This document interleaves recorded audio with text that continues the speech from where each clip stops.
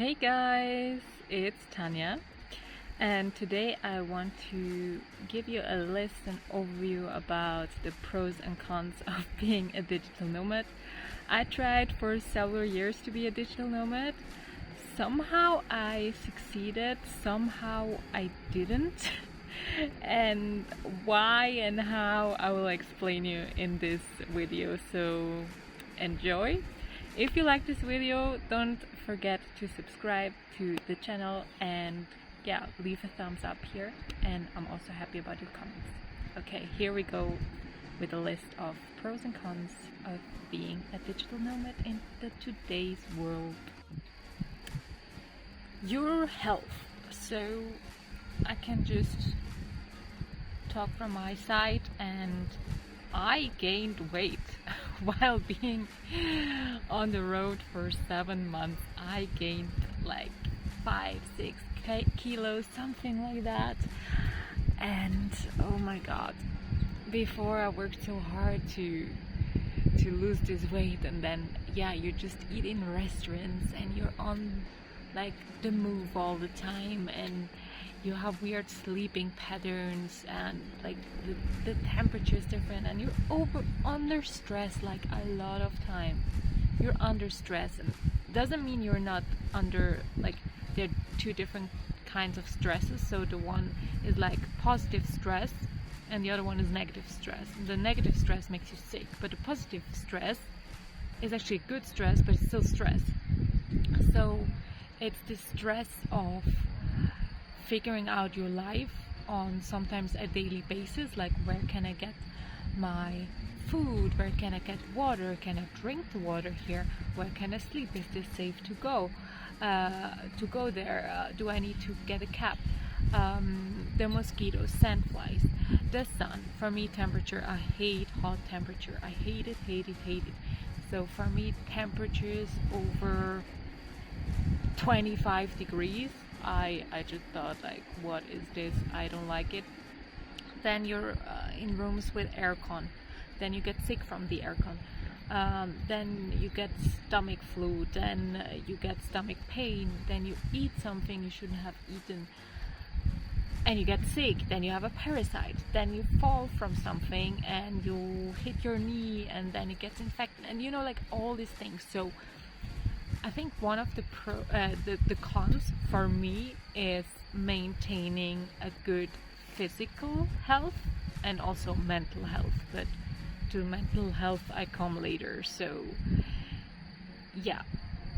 what to consider is, when you're a digital nomad, you should really make a plan up front how you want to maintain your health, your well-being. First the physical well-being, and then the mental and emotional and spiritual well-being. But first, physical well-being. What can you do before you decide on being a digital nomad, embarking on this journey of being a digital nomad? What can you do? Like, what kind of plan can you make to maintain your health, to maintain your weight, to stay healthy? Can be supplements.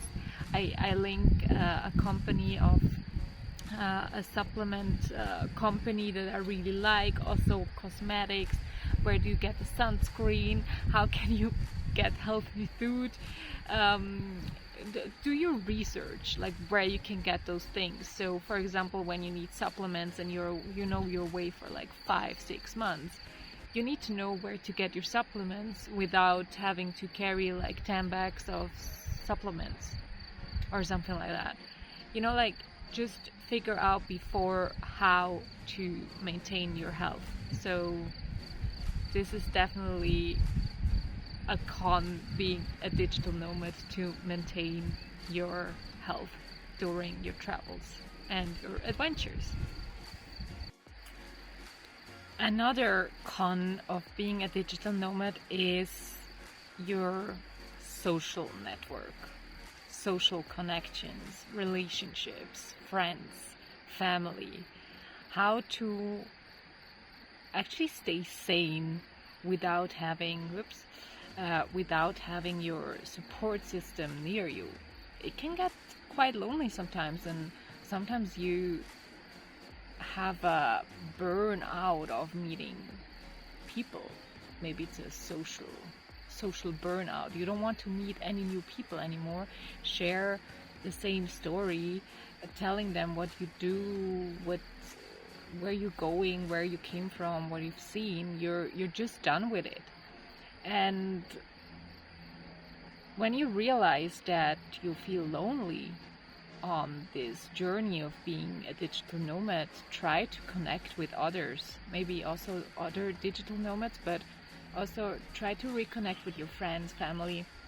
When you have a girlfriend, boyfriend, maybe spouse, children, stay in contact with them on a regular basis and try to make a plan or a schedule where you know you're gonna reach these people, because a lot of times you're gonna be in a different time zone, and it gets harder when you stay like, oh yeah, let's be spontaneous. Like, a lot of times you can't be spontaneous because when you feel like you want to call the other person, they're asleep because you have like 10 hours of time difference. So make a plan up front where, when and how you're going to stay in contact with your friends, family, and the people close to you.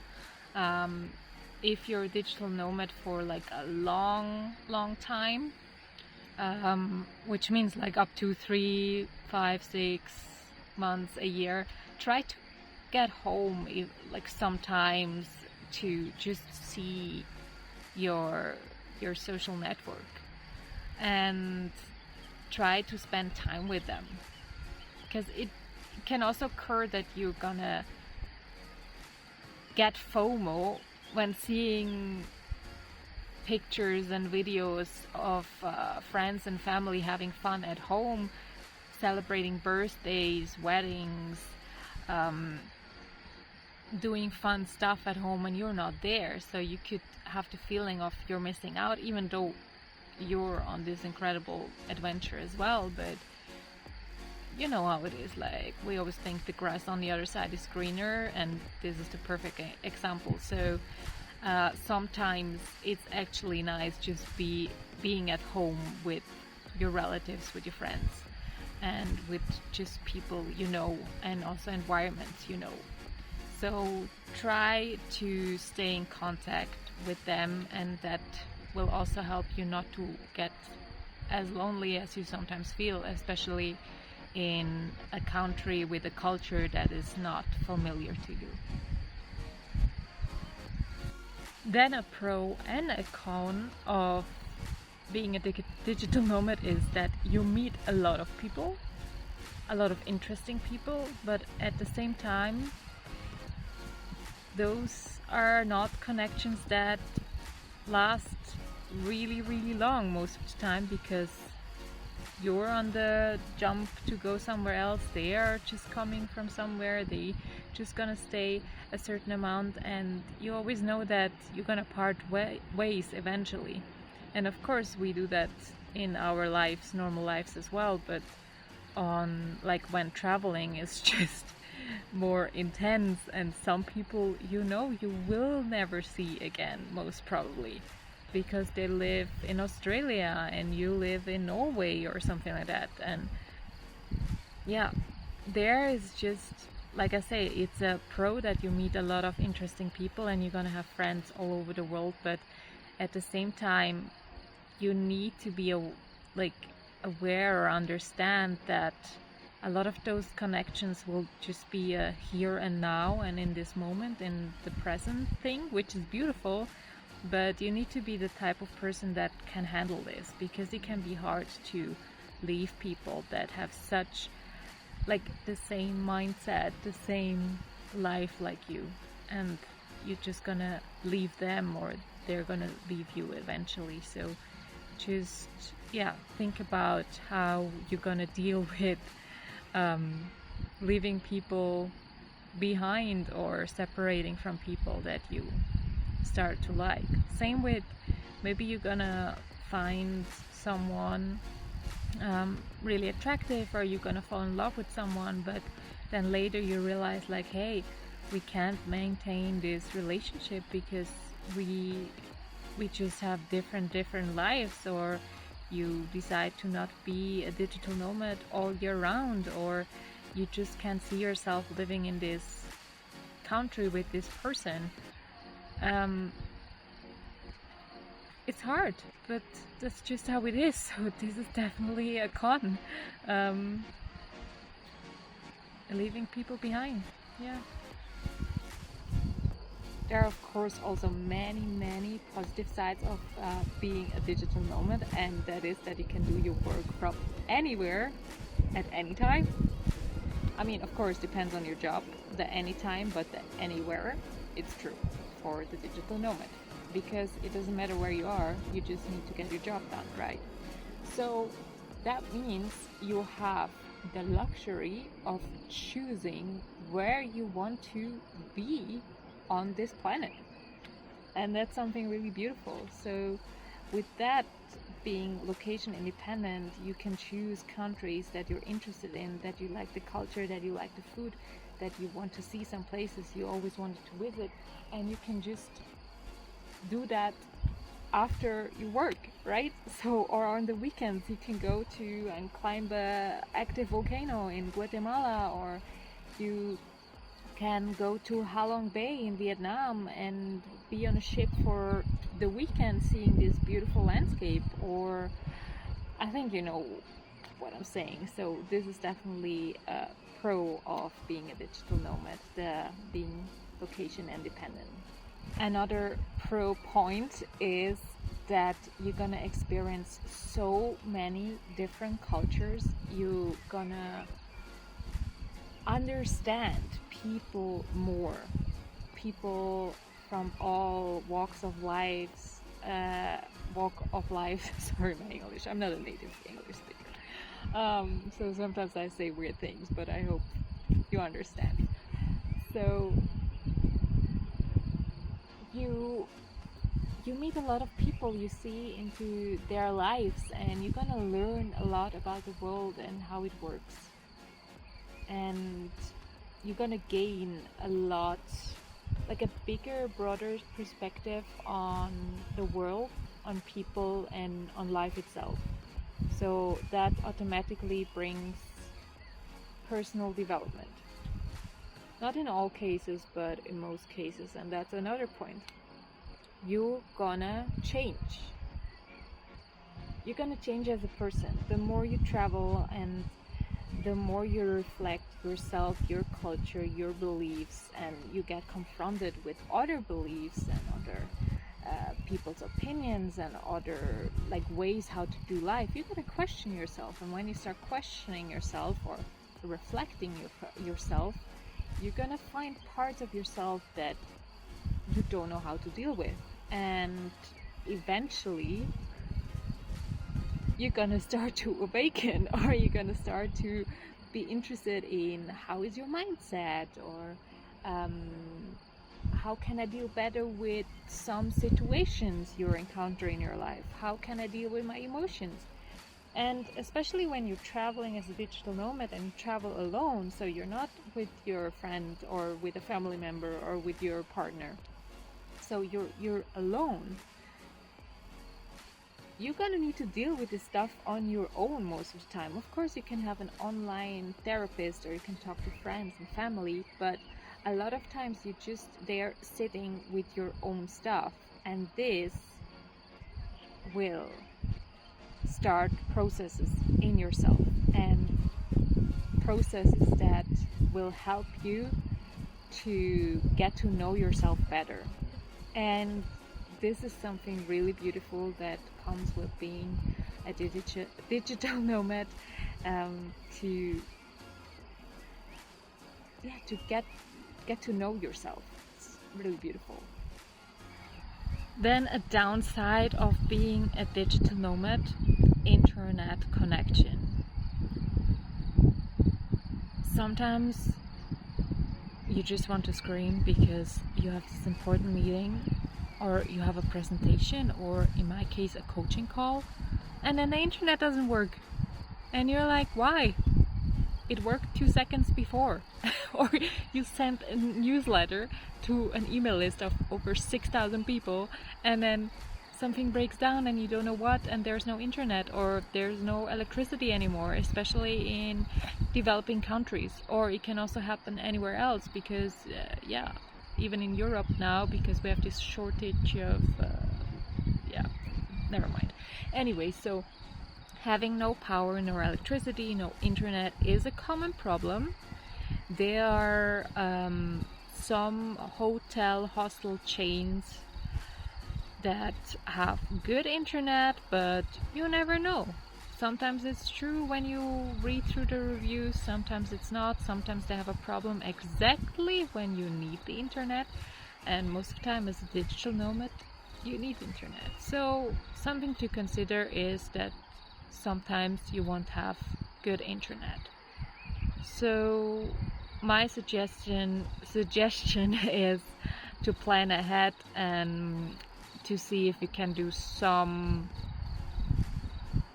stuff without internet, and then when you know that you really need to have good internet, you're gonna go to a place that you know has good internet, or you go to a country or a city where you know that the internet connection is good. So you need to plan ahead.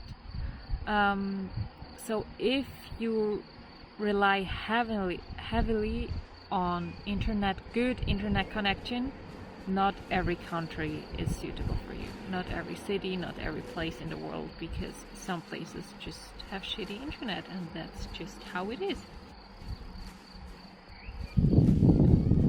Another con of being a digital nomad is housing.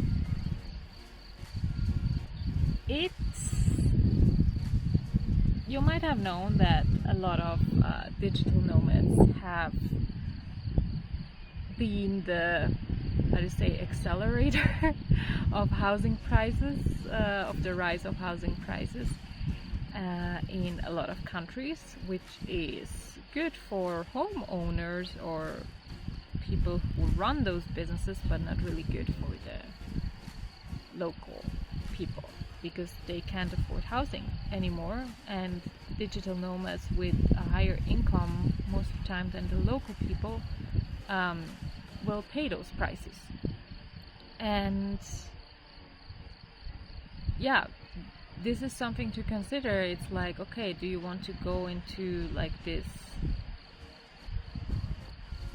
very well maintained houses that were built where actually other people should have their flats to actually live in the city they grew up in or they work in?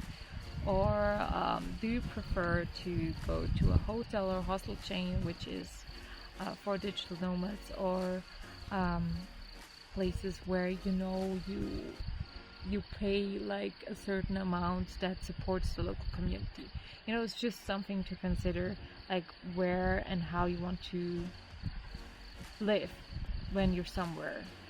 Hostels, it's a great choice when you're on a budget, but in hostels you have sometimes smelly people, you have snoring people, you have dumb people, really dumb people. You can also meet the most amazing people in dorm rooms. A lot of hostels a lot of time don't have really great internet. Some have, most don't. Then when you're in a hotel, with hostels you have a social vibe, most hostels, so you're gonna meet people, but at the same time those people are most of the time not working, so they're gonna be the partying people or the vacation people or the travelers that are on a world journey for 1 year, and you need to work, so maybe you're looking for a different vibe. Co-living places, amazing for being a digital nomad. Hotels are fine as well. Only downside is that you rarely meet people there. Maybe in the lobby or at breakfast, but normally you don't really meet a lot of people in a hotel because everyone's just doing their own thing.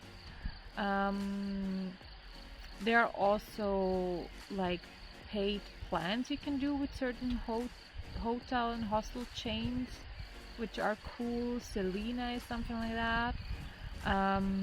Or you can go to special vacations with programs like, I think it's called Remote Year or something like that, and there are other ones. I will try to link it down in the description. So yeah, think about beforehand how you want to live when you're abroad.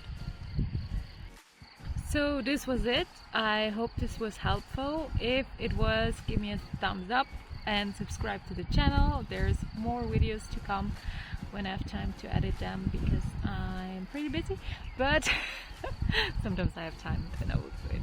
So yeah, let me know if this was helpful. You can also share your tips in the comments, and I'm happy to hear from you, and goodbye.